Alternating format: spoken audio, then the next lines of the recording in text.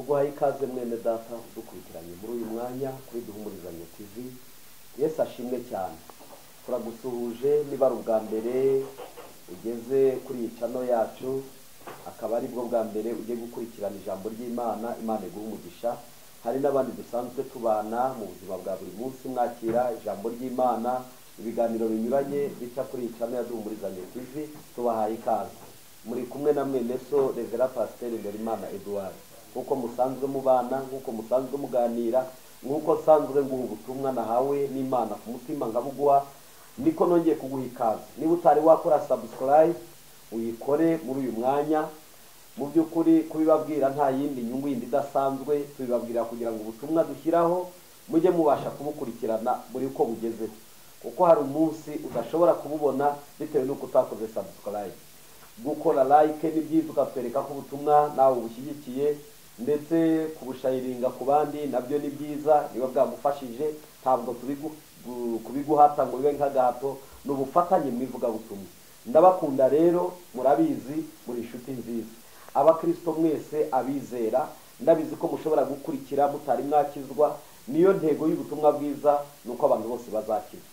Birashoboka ko kiri mu byaha, birashoboka ko uri mu bintu bitanejeje Imana, birashoboka ko uri kure y'Imana, ariko ijambo ry'Imana ryose rishyirirwaho kugira ngo ahari nugera ku kigero Imana ishaka uzahabwe ubugingo buhoraho. Bibiliya iratubwira ngo hariho kuzabana n'Imana, hariho no kuzarimbuka. Amahitamo y'umuntu niyo amwerekeza yaje. Sinzi icyo wahisemo, niba warahisemo kuba umukristo wahisemo neza. Niba utari wakizwa, ndakwingingira Imana ngo mu bihe usigaranye, mu minsi utazi, mu minsi utareba, bashobora kubara ubara ishize ukayikorera fete anniversaire, ukayifeta rwose, ugahamagara inshuti mugasangira, ariko isigaye ntubuyizi. Hari bene data tutakiri kumwe nabo twakuranye, twaravukanye nabo bamaze gukurwa muri uyu mubiri. Hari abandi nabo tugenda tuherekeza tujya gushyingura buri munsi. Byagakwiriye kutwigisha isomo ritubwira ngo turiho ariko tutazahoraho. Muri ubwo buryo rero gukizwa, nkunda kubivuga, hirya y'ubu buzima hari ubundi buzima. Uri umusore ukwiriye kubumenya, uri umukobwa ukwiriye kubimenya, uri umugabo uri umugore ukwiriye kubimenya. Gukizwa ni byiza, ni umugisha ukomeye. Hariho kuba watunga byose, wagira byose, ariko utari wakizwa. Wifurije gukizwa no guhinduka ugasa na Yesu. Uyu munsi rero mfite inyigisho nshaka ko tuganira. Ni inyigisho ivuga ngo zirikana guhamagarwa kwawe. Guhamagarwa kwawe ni umwihariko. Ntabwo hamagarwa abantu benshi, nubwo biri vanga abahamagawe ni benshi, ariko muri abo benshi wowe urihariye. Ntabwo ukwiriye kureba benshi, ahubwo ukwiriye kureba wowe ukabigira umwihariko. Muri ubwo buryo rero ndagira ngo tuganire iyo nyigisho, hanyuma tubone gukomeza. Reka dusome mu Abakorindo ba mbere. Abakorindo ba mbere turasoma igice cya mbere n'ubundi duhere ku murongo wa 18 tugere ku murongo wa 31.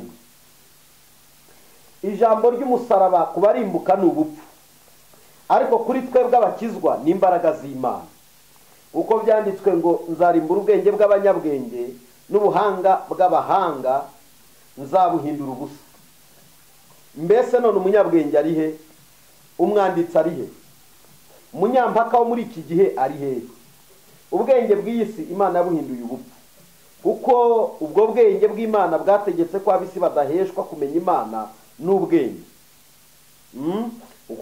Kuko ubwo bwenge bw'Imana bwategetse ko abisi badaheshwa kumenya Imana n'ubwenge bw'isi. Imana yishimiye gukirisha abayizera ubupfu bw'ibibwiriza. Dore Abayuda basaba ibimenyetso, naho abagira ikibo bashaka ubwenge. Ariko twebweho tubabwiriza ibya Kristo wabambwe. Uwo ku Bayuda ni ikigusha, ku banyamahanga ni ubupfu, ariko kubahamagawe b'Abayuda n'abagira iki Kristo, ariko kubahamagawe b'Abayuda n'abagira iki ni Kristo, ariwe mbaraga z'Imana kandi niwe bwenge bwayo. Kuko ubupfu bw'Imana burusha abantu ubwenge, kandi intege nke z'Imana zirusha abantu imbaraga.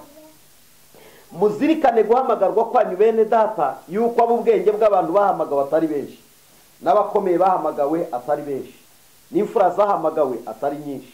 Ahubwo Imana yatoranije abaswa bo mu isi ngo ikoze isoni abanyabwenge, kandi yatoranije ibinyantege nke byo mu isi ngo ikoze isoni bikomeye. Kandi n'ibyoroheje byo mu isi n'ibihinyurwa n'ibitariho imana yarabitoranije ngo ihindure ubisi biriho, kugira ngo hatagira umuntu wirata imbere y'Imana, niba hakuba muri Kristo Yesu waduhindukiye ubwenge buva ku Mana no gukiranuka no kwezwa no gucungurwa, kugira ngo bibe nk'uko byanditswe ngo uwirata yirata Uwiteka. Amen. Mwami Yesu, ndagushimiye muri uyu mwanya, shimiye ko ushimye ko umbaka akanya ngo nganire n'itorero. Itorero ryawe riri mu buryo bw'ibanga, rimwe na rimwe igihe tubirebesha amaso tukagira ngo niryo torero iryo tureba. Ntawamenya uzajya mu ijuru n'utazajya mu ijuru. Kimwe cyo waravuze ngo tuzabamenyera ku mbuto bera, ariko uduhe kwera izo mbuto kugira ngo tubashe gutungana uko bikwiriye. Nyemerera uyu mwanya w'ijambo tugiye kuvugana, buri muntu wese yumva icyo uvugana nawe, message irimo maze uyitambutse muri jewe, nanjye nyihereza ubwoko bwawe. Urakoze kunyirira ubuntu, kandi marayika murinza ngo tesha inkota ityaye, imyuka y'abadayimoni isahura ijambo itsindwe mu izina rya Kristo Yesu. Urakoze kubana natwe muri byose mu izina ryera rya Yesu. Amen. Nakubwiye ngo mfite insanganyamatsiko ntoya nshaka ko tuganira. Ni ijambo ritari rirerire kandi ritari na rigufi. Riravuga ngo zirikana guhamagarwa kwawe.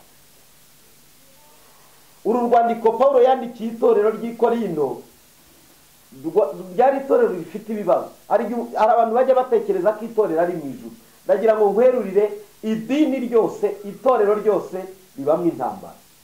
Ishobora kubamwe intambara zitewe n'abayobozi, hashobora kubamwe intambara zitewe n'abakristo, hashobora kubamwe intambara zitewe n'abaririmbyi n'abadiyakoni n'abandi bakoreramo. Rero mu rusengero si mu ijuru. Mu rusengero ni irembo winjiriramo utangira kumenya amahame ajya mu ijuru. Ariko kandi abo bantu bari kubwirwa amahame baracyari abantu, tibarahinduka, tibarakizwa neza. Hari abatangiye inzira y'umusaraba, hari abageze hagati, hari abarenda kugera ku musaraba, hari abagezeho bawukoraho ku musaraba ukabona ko bawukozeho, hari n'abandi bawurenze bagwa inyuma. Ujye ubimenya, menye ko ari abantu ibyo bice mvuze bameze batyo bari mu rusengero. Ibyago rero ni uguhura n'abakiri gutangira batari bahinduka, abageze hagati nabo baba batari buzuye.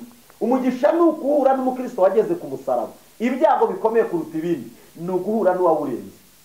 Sinzi icyiciro cyabo wahuye nabo, sinzi icyiciro cyabo wicaranye nabo. Hari abantu bafite inguma zo mu rusengero, imitima yaragumaguritse, yarasenyaguritse, insengero zimwe bazikomerekeyemo ntibashaka no kuzisubiramo. Abantu basigara barebera ishusho ya Kristo muri izo nsengero. Oya, Kristo arera, ni muzima, uko ari kera n'uyu munsi ni kwari. Ariko abamukorera dufite ibibazo, abizera dufite ibibazo. Cyo gituma dusa n'inka zirwanira mu ruhongore. Ukatikura mugenzi wawe, ibibazo bikavuka, akajya bibaza, ariko uyu ni umukristo mugenzi wanjye cyangwa?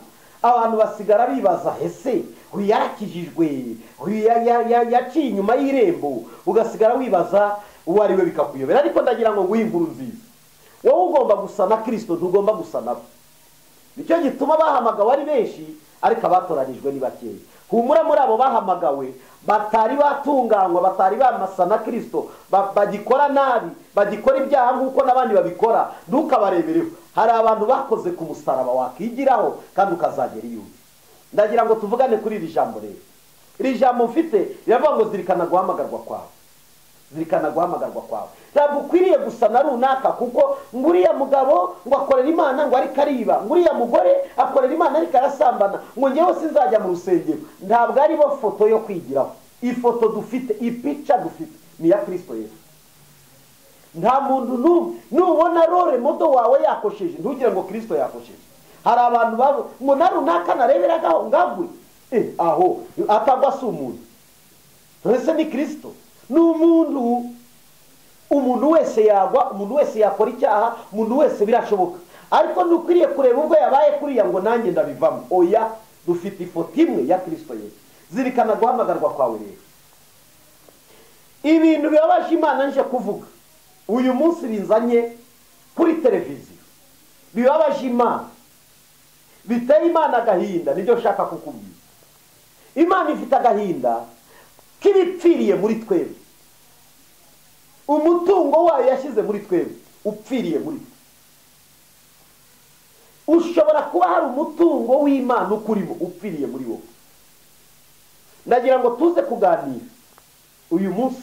Ndashaka none sindi bubwirize cyane, sindi buvuga ibintu byinshi, ndashaka kugira ngo tuganire, dukorane ikiganiro. Reba umutungo uri muri wowe. Kristo yashyize muri wowe, upfiriye muri wowe. Hanyuma tuze kureba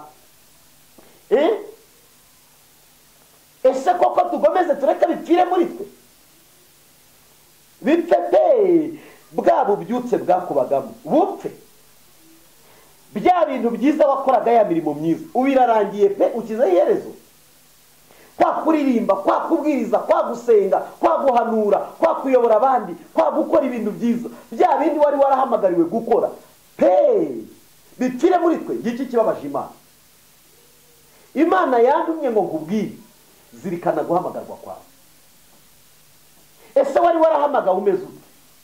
Ibuka kera ugihamagarwa, ibuka kwa kundi wari umeze, ibuka uburyo wiyirizaga, ibuka ibihe byiza wagiranye n'Imana, ibuka amajoro wagize usenga Imana, ibuka ibintu byiza wakoraga byose. Mvuze ku gace k'abasenga, hari n'abandi bakoraga neza mu mirimo yabo batakiyikora. Ibipfiriye muri twebwe bibabaje Imana. Sinzi ibyadupfiriyemo, ariko Imana irabizi. Nge nawe ibyanjye nabimenya, ariko nawe ibyawe urabizi. Imana ibabajwe rero n'ibidupfiriyemo. Icya kabiri, ikibazo si ugupfa. Hari abantu batinya urupfu, ngo ubuse napfa. Umuntu apfuye agapfa, ariko agapfa iby'Imana yamushyizemo abitanze. Kuko biravuga ngo ahirwa bapfa bapfira mu mwami. Umwuka nawe ati baruhuka imiruho n'imihate, kuko imirimo yabo igiye ibaherekeje. Iyo usomye igitabo cy'Ibyahishuwe igice cya 14 n'umurongo wa 13 wasanga iryo jambo. Imana ishobora kwemera ko umuntu apfa, ariko adapfanye umushinga w'Imana muri we. Reka nkubwibutse ijambo rikomeye kuri uyu munsi. Hari icyo waremeye kuri wowe, wa mupapa we, wa mumama we, wa musore we, wa mukobwa we. Hari icyo waremeye. Icya mbere, waremeye guhesha Imana icyubahiro. Ese nge nawe iyo twirebe turacyahesha Imana icyubahiro? Ubu buzima tubayemo, imibereho tubayemo, ibyo dukora bya buri munsi, imitekerereze yacu, imivugire yacu, speech za buri munsi, ikiganiro tugirana n'abandi, turi in touch, turebana amaso ku maso, iyo turahiherereye, iyo turimo turi ahantu hatagaragara, ibyo dukora birahesha Imana icyubahiro? Icyo ni ikibazo nibaza nawe kandi wakibaza. Hanyuma tuze no gushaka igisubizo. Nukuvuga rero, ibyo twaremewe byo guhesha Imana icyubahiro, nidusanga turi kwihesha icyubahiro, Imana ihabwa icyubahiro. Muri quartier turayihesha icyubahiro, mu isibo. Uyu munsi bisigaye byaragenze neza. Isibo zashyizweho, umudugudu, akagari, umurenge, akarere, noneho kuba afite amaposte bakoreraho, afite poste yashyizweho, yarabisengeye, yarabihawe n'Imana. Uzi kugira poste nziza wahawe n'Imana, ukayikoreramwe amarore. Uzi kugira biro wahawe n'Imana, ukananirwa kuyerekaniramo Imana. Uzi kugira ubwiza wahawe, ukagira ishusho nziza, ukagaragara neza imbere y'abakureba n'abakumva, ariko ukananirwa guhesha uwagwaye iyo shusho icyubahiro. Zirikana guhamagarwa kwawe. Zirikana guhamagarwa kwawe. Zirikana guhamagarwa, kuko nakubwiye ngo hari impamvu uriho. Ntabwo uriho kubera impanuka, no, uriho kubera umugambi w'Imana. Iyo hatari umugambi w'Imana, ikibabwira ko umuntu ariho kubw'umugambi w'Imana, arokoka impfu nyinshi, ahorana intambara zitarangira, ukagira ngo we niwe ufite imitungo iruta y'abandi. Ugahorana intambara, ninde urwana? Ni wowe. Ninde urwana? Kuwa mbere wagira ngo uraruhutse, ibindi bikaba byaje, wagira ngo urahumetse, ibindi bikaba byahagurutse, ugasigara wibaza, ni umurage w'intambara narazwe? Ese urwango nangwa ninde mbanagiriye nabi? Uzi impamvu uriho umugambi w'Imana. Izo ntambara urwana buri munsi, abakwanga bakwangira ubusa, abakugendaho bakakuroga nta mpamvu, abashaka kukujugunya mu rwobo nta mpamvu, impamvu uca mu bikomeye Imana ikakurokora, uriho umugambi w'Imana. Iyo atari umugambi w'Imana, urupfu unyuzemo, impfu urokotse, impfu warokotse, uba warapfuye twarakwibagiwe pe, irimbi riba ryarakwakiriye n'igituro cyawe cyaramezeho ibyatsi. Ariko ikikubwira kuri umugambi w'Imana, uca muri kimwe kikenda kuguhitana ukagicika, ugaca mu kindi kikenda kukujugunya mu nzimbo ye ukagicika, ugaca mu kindi ukabona none turi bukivemo ejo kikarangira. Yewe ibintu wanyuzemo ubitubwiye induru uzavuga, ariko kimwe kikwereka kuri umugambi w'Imana, nibyo wanyuzemo ukabivamo, nibyo wanyuzemo ukabisimbuka, nibyo wanyuzemo. Ntabwo uriho rero uri impanuka. Narije kubikwibutsa nubwo wari usanzwe ubizi. uriho kubw'umugambi w'Imana. Zirikana rero ko hari yaguhamagaye. Aya magambo nasomye muri Bibiliya ntabwo ndibuze kuyavugaho byinshi kuko ndashaka kuvugira muri message. Zirikana icyo wahamagaye. Navuze ngo wahamagariwe gukorera Imana, kabiri wahamagariwe guhesha Imana icyubahiro.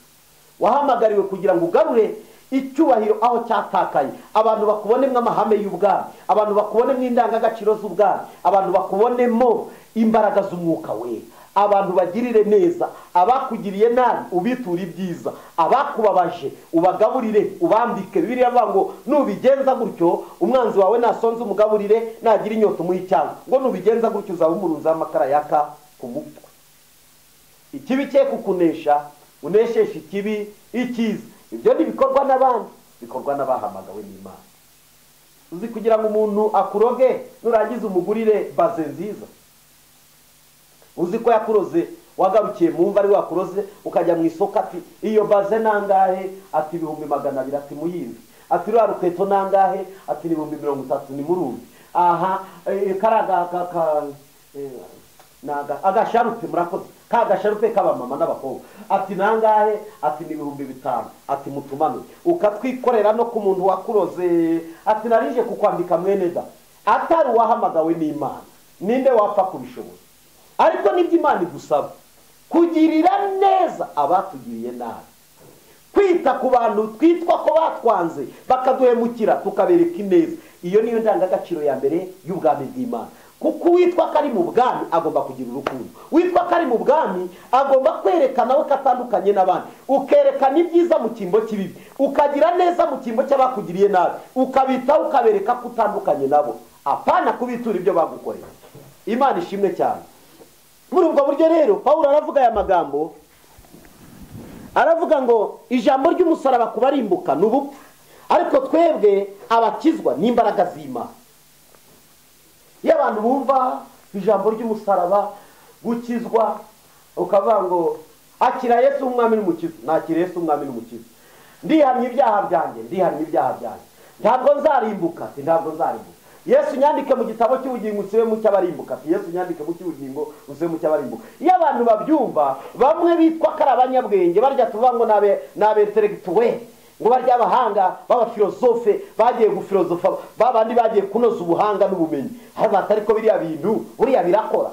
Iyo utabyizeye ntibikora, iyo ubyizeye birakora. Ibyacu bigendanye n'inzira y'umusaraba, ku bantu bitwa ko ari abanyabwenge, bigize intiti z'isi, bigize abahanga cyane, ntabwo bajya babyumva. Ariko twebwe abizeye nizo mbaraga z'umusaraba, imbaraga zo kwizera, imbaraga zo kubaho, imbaraga zo gutsinda n'umusaraba. Niyo mpamvu muririmbyi yaririmbye ngo umusaraba niwo bendera ryacu, twabakijijwe twemeye n'isoni zawo niwutuneshereza. Imbaraga z'umusaraba kubarimbuka n'ubupfu, kubajya mu ijuru, nizo mbaraga z'Imana. Haleluya. Sicyo nari ngendere kuvuga rero, ndenda kukubwira ngo zirikana guhamagarwa kwawe. Ikindi kintu mbabwira, Imana irambwira muri iyi minsi ngo icyaduha ibyapfiriye muri twe bikazuka. Ni nayo ryo sengesho mfite uyu munsi, icyaduha ibyapfiriye muri twe bikazuka. Reba umuhamagaro ugupfiriyemo, reba umuhamagaro ugupfiriyemo, tekereza umuhamagaro ugupfiriyemo, bitekerezeho, uyifate nawe uyitekerezeho. Umuhamagaro upfiriyemo n'ubu. Uko kumenya kuvuga wabikoresha ubwiriza ubutumwa bwiza, uko kumenya kujya gutekinika, ibyo mwita ngo n'ugutekinika, usibye ko burya ari uburyo bubi bakoresha. Tekinike yose yagakwiriye kubishaka icyubahiro cy'Imana. Uko gushaka uko tubaho ni byiza, ni intambwe imwe ituzanira kunguka no gutunga. Ariko izo mbaraga ukoresha ushaka amafaranga, ushaka ubuzima bwiza, ukwiye no kubukoresha ushaka Imana. uvuga ngo mana y'amaboko, mana y'imbaraga, mana y'ubutware, mana y'icyubahiro, mana ishobora byose, mana yandemye, si ndiho kubw'impanuka, ndiho kubwawe, nyemerera unyishurire, unyigaragarize, ngukorere, kuramye, nguhimbaze, hanyuma izi imbaraga nkoresha njya gushaka ubuzima nzikoreshe nanagukorera. Tekereza umuhamagaro wapfiriye muri wowe. Tekereza neza, urebe mbere, urebe uko wabaga muri santi sikuru, urebe uburyo wakoraga imirimo myiza, urebe uburyo watangaga amaturo, urebe uburyo watangaga ibyacumi, urebe uburyo wasuraga imfubyi n'abapfakazi, urebe urukundo rwawe rwa mbere wari ufite, urebe uburyo wagiriraga neza abantu. Hari abantu bambaye kubera wowe, hari abantu basetse kubera wowe, hari abantu banezerewe kubera wowe, hari abantu baraye bicaye wabagiriye neza kubera wowe, warabiryamishije, hari abantu bigeze bishima kubera wowe. Ariko uyu munsi reba uhagaze uti, zirikana guhamagarwa kwawe. Kabone naho waba warahuye n'ibigukomeretsa, kabone naho waba warahuye n'ibikubabaza, birashoboka ko ibyo wakoze batakwituye neza, birashoboka ko ibyo wakoze batakugaruriye, yewe wari utegereje ko uzabonera ineza mu wagiriye neza. Bantu b'Abanyarwanda baca umugani mu Kinyarwanda, baravuga ngo ugirirwa ineza n'uwo yayigiriye abagize amahirwe. Ntabwo ukwiriye kugira neza ushingiye kuri yazabigukorera, no, ahubwo ukwiriye gukora neza uvuga ngo mana ndamwambitse, nanjye uzanyambikira abana, ndamugaburiye, nanjye nubwo naba mpaze uzagaburira abanjye, mwubakiye inzu, ahari mwamwe uzanyubakira abanjye bangomokaho inzu. Ntugakora ibyiza urindiriye kuri yari uzakugarurira ibyiza. Ngiki gikomera abantu bagendana, runaka nkorere kuriya, runaka agire kuriya, n'ukuntu namwishyuriye inzu, n'ukuntu namwishyuriye umwenda, n'ukuntu namugaburiye yarashonje, n'ukuntu namugize gutya. Umuntu akajya agenda agatakaza wa muhamagaro wari muri we akarangira. Imana ibabajwe n'ibyapfiriye muri twese. Imana ibabajwe n'ibyapfiriye muri wowe. Igihe urimo si cyo kuryamisha umuhamagaro, ni igihe cyo kongera ugasura abo gusura, ni igihe cyo kugenderera abo Imana ikubwira kugenderera, ni igihe cyo kongera kugirana ubusabane bwawe n'Imana, ni igihe cyo kongera gusenga ya masengesho wasengaga, ni igihe cyo kongera gukora ya mirimo myiza wakoraga, kuko igihe kirageze ngo Imana ize guhemba no guhana. Imana izahemba bakoze neza bagumye mu mihamagaro yabo. Imana izahemba bakoze neza bakomeje gukora ibyo basabwa. Imana izahagarara ica urubanza rw'imirimo myiza yose yakozwe. Imirimo yose myiza dukora izashyirwa mu rubanza, kandi imirimo yose mibi dukora izajya mu rubanza. Zirikana guhamagarwa kwawe. Ikindi navugaho, birashoboka ko hari ikintu utaruzi nshaka kugwishurira. Nubona utakaje umuntu nta ruhare wabigizemo, inyuma y'umuntu haba hari undi. Nubona umuntu mwari kumwe muratandukanye nta ruhare wabigizemo, kandi kabone naho wabigiramo uruhare, kuko hari igihe dushobora gutandukana n'abantu twabigizemo uruhare. Kubera iki? Nubona umuntu ari mubi ukagerageza kumurwaza, ukagerageza kumwinginga, ukabona wagerageje kugira ngo nibuze umwerere imbuto ariko ntabibone, aho kugira ngo azakurindimure ujye kumera nkawe uzamwiyufure. Imana yemera ko dutandukana niba tubona abo turi kumwe bashobora kuzaba irembo riturimbuza. Imana yemera ko dutandukana. Ntukabane n'abantu bose ngo nuko Imana yaravuze ngo nitugatandukana. Niba ubona kujyana Gehinomu, niba ubona azakujyana ikuzimu, urashaka kuzajyana kuzimu nawe? Niba ushobora kubona ukabona azakuvutsa amahirwe wari ufite, niba ubona ukabona ashobora kuzagutandukanya n'inshuti n'abavandimwe, niba ushobora kubona ukabona azaguteza ibyago n'amakuba, acana atandukana nawe. Ariko kandi urebe ko nta bugome bubirimo. Uko ari abatandukana basebanya bavugana nabi, ibanga rya mbere nutandukana n'umuntu ntukajye kuvuga ibibi bye, uzavuga ibyiza bye, ibibi ugenda ubimwibwira. Ubundi ibanga ryiza ryo gushwana kwiza, umuntu ni mushwana uzamubwira icyo mushwaniye, umubwire ngo uruyu byananiye kuko ihanganira empwe entre turatandukanye. Nugera ku bandi igice cy'intege nke ukibike uvuga icy'imbaraga. Ariko twebwe uyu munsi urahimba n'ibyo atakoze, urahimba tu ukagira ngo nabyo biri mu muhamagaro. Ntabwo ari byo. Ho kugira ngo ujye kuvuga amakosa y'uwo mwabanye, vuga ibyiza, intege nke uzihoreze, uko nawe arazizi n'abandi barazizi. Imana iguha umugisha. Iri jambo rero shaka kugira ngo nongere nkwibutse, zirikana guhamagarwa kwawe. Inyuma y'umuntu haba hari undi. Hari abakuvuyeho, Imana izakuzanira abandi. Inyuma y'uwo wagutaye hari undi muntu. Inyuma y'uwo wakwanze hari undi muntu. Inyuma y'uwo wakugiriye nabi akagenda hari undi muntu. wikigirira nabi, wishaka kwiyahura, inyuma y'umuntu haba hari undi. Nubona yagiye mureka agende, inyuma y'umuntu haba hari undi muntu. Umuntu arakwanze ngo nukuri aranyanze, ukagenda ukirukanga ngo nimunshakire etaje ndende, nimunshakire ahantu harehare n'ukuri, ukaba urazamutse kuri esikariye ya mbere, iya kabiri, etaje ya kane, ya gatanu, ya karindwi, ukijugunya hasi. Urahimande, urahimande kari wowe urangije ubuzima bwawe, ukaba urimbutse, kuko nta biyahura bazajya mu ijuru. Ariko wagakwiriye kuvuga ngo ibi bikomere yanteye, izi nguma yangumaguye, uyu mutima yangije, inyuma ye hari undi uzaza kumvura ibikomere, inyuma ye hari uzaza kunkiza, inyuma y'uyu muntu wambabaje, reka mumujobore mu mutima, muvanemo n'ibikomere yanteye, muvanemo n'inguma yangumaguye, inyuma ye hari undi muntu uzaza gutura muri uyu mutima akankiza ibikomere n'inguma nakomeretse. Wikigirira nabi, inyuma y'abaguhemukiye hari undi uzaza kukugirira neza, inyuma y'abakubabaje hari undi uzaza kukumara uwo mubabaro, inyuma y'abaguteye intimba ukaburira amarira, ukaba utaryama udasinzira, inyuma y'uwo muntu hari undi muntu.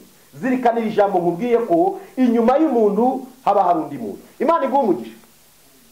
Pawulo abivuga, avuga aya magambo, yarebye guhamagarwa kwe, areba n'intambara afite, areba itorero ry'Ikorinto agiye kwandikira. Bamwe baravuga ngo njyewe ndi uwa Polo, undi ngo ndi uwa Pawulo, undi ngo ndi uwa Kefa ariwe Petero. Pawulo arabyumvira, aba bakristo barafite. Ese ari Kefa, ari Polo, ari nanjye Pawulo, ninde muri bo wabambiwe bariya bakristo? Yewe nyantangara abakristo namwe mujya mudutangara, mukagira intambara ngo njyewe ngo ndi uwa Papa Wili, ngo njyewe ndi uwa Francina, undi ati njyewe ndi uwa Karoli, undi ati njyewe ndi uwa runaka. Uruwande uwakubambiwe ninde kari Kristo? Uruwa Kristo gusa. Izindi nzangano n'amakimbirane nizikwiriye kuba muri twebwe. Pawulo rero arabireba, arabandikira ababwira ati mujye muva mu manyanga, njyewe ndi Pawulo nzajya mu ijuru ku giti cyanjye, na Kefa azagenda ku giti cye, n'uwo Polo azagenda ku giti cye, muri twebwe ababambiwe bakabagira ku musaraba n'indi. Mureke kudupfa, twese turi abakozi b'Imana. Aravuga ijambo ryiza njya mukundi, aravuga ngo twese turi ababibyi babibye imbuto, ndetse yewe bamwe kugerageza kuzuhira, ariko ugira umumaro ntuzimeze. Uzimeza ninde rero? Ni Kristo. Birashoboka ko ufite abantu baguhanuriye, ufite abagusengeye, ariko intambara ni yose. Abo bantu icyo bakoze nuko babibye imbuto, ariko uwayimejeje ni Kristo. Ibitangaza wakorewe ntiwagakwiriye kubipfa n'abahanuzi, ntiwagakwiriye kubipfa n'abavugabutumwa, ntiwagakwiriye kubipfa n'abanyamasengesho. Bagakwiriye gutegereza bakavuga ngo uyu muntu twaramusengeye yaratabawe, reka turebe ko ari icyo Imana izakora. Bagatuza bagategereza, kuko bo babibye imbuto, ariko Kristo niwe wamejeje ibitangaza hagati muri twebwe. Ndagira ngo mvugane nawe rero, reka kupfa n'abandi ikindi icyo ari cyo cyose. Kristo niwe wamejeje imbuto. Imbuto ikurimo, ibikurimo, imigisha wabonye, Kristo niwe wayizanye. Hanyuma uzibuka abakozi b'Imana, uzabatura amaturo, uzabashyira ibyacumi, uzabagirire neza, uzabagaburira ubambike, uzabishyurira amazu, bubakira amazu, uzabarihira indege bajye kuvuga ubutumwa amahanga, uzakora ibishoboka byose, ariko ntibikabe urubanza nk'aho ibikorwa ari ibyacu. Ibikorwa byose dukora nubwo tubyiyitirira, ariko ni ibya Kristo. Twebwe turi ababibyi, ariko umeza ni Kristo. Imana iguhe umugisha cyane. Hari akandi kantu gato nenda kuvuga.